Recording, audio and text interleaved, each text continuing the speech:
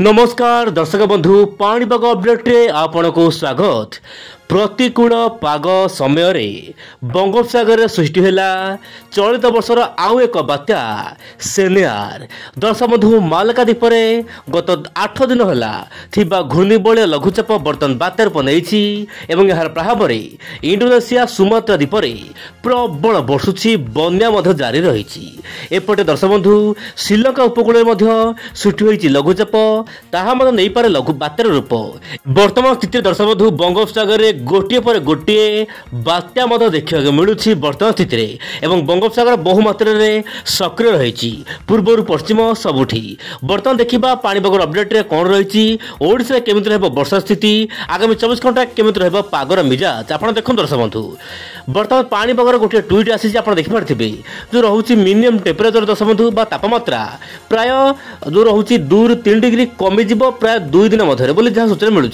किंतु तापर दर्शक बंधु प्राय 2 दिन पर 2 दिन कमिब तापर 2 दिन तापमात्रा 2 ରୁ 3 डिग्री पुणी बढ़ो कहीं दर्शक बंधु सामान्य सामुद्रिक वायु आसब कुहुड़ देखा मिल पारे से दर्शक बंधु 30 तारीख पर तापमात्रा सामान्य बढ़ो दिन समय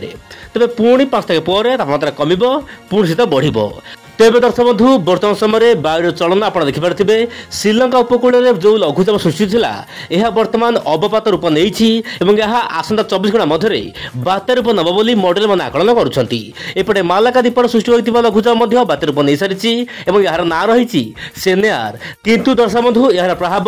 भारतर भूखंड उपर पड़ार संभावना नहीं से दर्शक बंधु कौन चिंता कर आशंका नहीं आराम चाष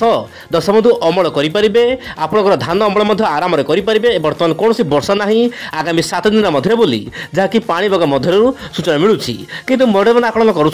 श्रीलंका पाखे लघुचाप अधिक घनीभूत हो पश्चिम उत्तर पश्चिम दिगू जाकि दक्षिण आंध्र प्रदेश तामिलनाडु उपकूल में यह स्थलभाग छुईब गोटे मार्जिनाल छोट बात्या हिसाब से किंतु यार प्रभाव केमिति रहबो ओडिशा पर वर्तमान सुधा जना पड़ूना किंतु वायु चलन जना पड़ुछि पुरी नहीं ब्रह्मपुर ता सहित आंध्र प्रदेश केतक अंचल अति हीन वृष्टिपात हो पारे देखा मिल पारे बोली जहाँ सूचना मिलूँ वर्तमान समय किंतु उत्तर पश्चिम दिगू लगातार शुष्क वायु शीतल वायु प्रभाव में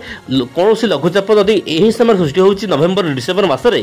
ऊपर को उठा माने उत्तर को उठा बड़ मुस्किल हो जाऊँगी। वर्तमान समय जीपीएस मॉडल आकलन करुच्ची वर्तमान लघुचाप सामान्य बात्या रूप नहीं पारे जो श्रीलंका पर सृष्टि होता लघुचाप बात्या रूप नहीं पारे दक्षिण भारत में स्पेशली दर्शक बंधु प्रबल अति प्रबल मूषण धारा वर्षा है तामिलनाडु दक्षिण आंध्र प्रदेश सहित केरल यार आखपाख अंचल प्रबल वर्षा रही पारे दक्षिण ओडिशा केवल मालकानगिरी कोरापुट रे अति हीन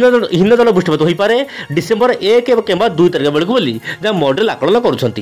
वर्तमान समय ओडिशा विशेष किसी बड़ वर्षा हबार कौन आशंका ना बरम यही लघुचाप प्रभाव आउ कौन लघुचाप होबार आशंका ना दर्शक बंधु जहाँकि शीत गोटे भल बाट किंतु बड़ खबर आसूची गोटे पश्चिम झड़ आसीपे। दर्शक बंधु बड़ खबर 5 डिसेम्बर नहीं 8 डिसेम्बर मध्य गोटे पश्चिम झड़ आसीपे यार प्रभाव में जम्मू काश्मीर गिलगित बिल्टिस्तान लद्दाख सहित हिमाचल प्रदेश एपटे आप जो रोचे सिक्किम यार आखपाख अंचल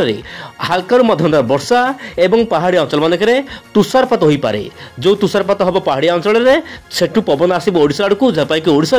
पुणी थे तापमात्रा कमिब प्रबल शीत अनुभूत हो पारे